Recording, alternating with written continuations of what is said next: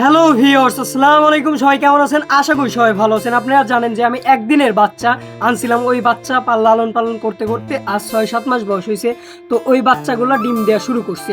তো ভাবলাম যে এই ডিম থেকে আবার আমি বাচ্চা উৎপাদন করব। তো উৎপাদন করতে হইলে আমাকে ইনকুবেটর কিনতে হবে। তো ইনকুবেটর কেনার জন্য বেড়া পাবনাতে আমি একটা ভাইয়ের কাছে ইনকুবেটর অর্ডার করছি। তো ভাইয়া বলছে শনিবারে দিবে। আজকে শুক্রবার, কালকে আমরা ইনকুবেটর আনতে যাব। ভিডিওটা হয়তো আপনাদের আপলোড দেবো, আপনারা দেখে নেবেন পরে। আপনারা দেখলেন যে আমি পাতা উঠাইলাম। তো এই পাতা মুরগিকে দিলে অনেক রোগ থেকে মুরগি রক্ষা পাবে। তো যার কারণে এই পাতাগুলো আমি নিলাম, নেয়ার পরে ধোবো, ভালো করে ধোয়ার পরে মুরগিকে খাওয়ানোর জন্য কুচি কুচি করে কেটে তারপরে গম, ভুট্টা এবং গুঁড়ার সাথে এইগুলা মাখায় দিলে মুরগিগুলা ভালোভাবে খায়, ফুরায় ফেলবে, এক কথায় ফুরায় ফেলবে।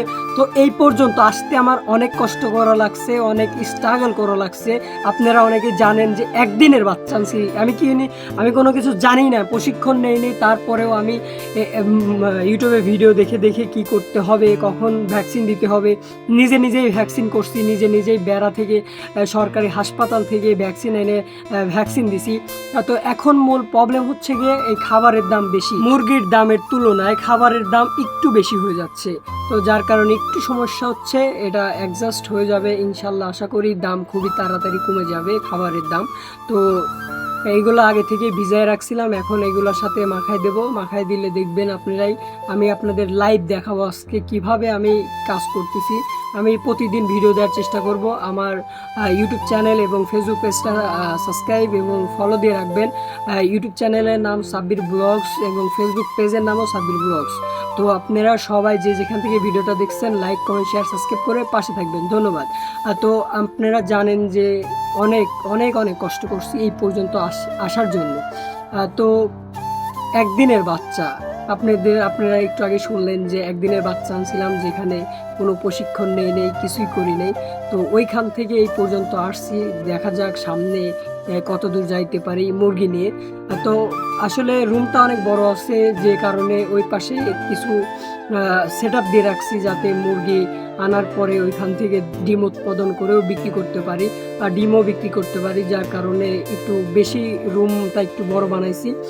তো আপনারা দেখতে পারলেন যে পাতাগুলাই কিন্তু মুরগির মূল আকর্ষণে পরিণত হয়েছে। পাতাগুলাই বেশি খাচ্ছে মুরগি।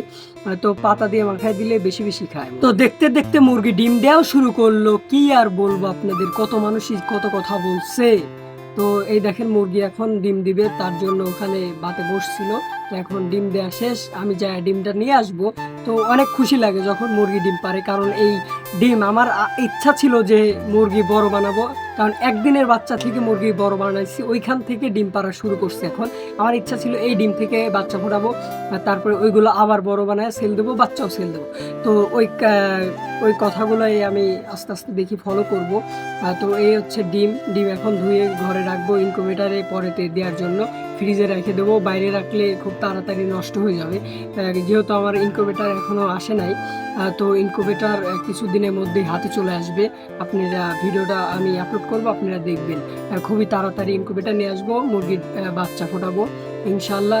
দেখতে দেখতে অনেকগুলা ডিম হয়ে গেছে জড়ো। তো খুব তাড়াতাড়ি ইনকুবেটার আমাকে আনতে হবে, নাইলে মুরগির ডিমগুলো নষ্ট হয়ে যাবে।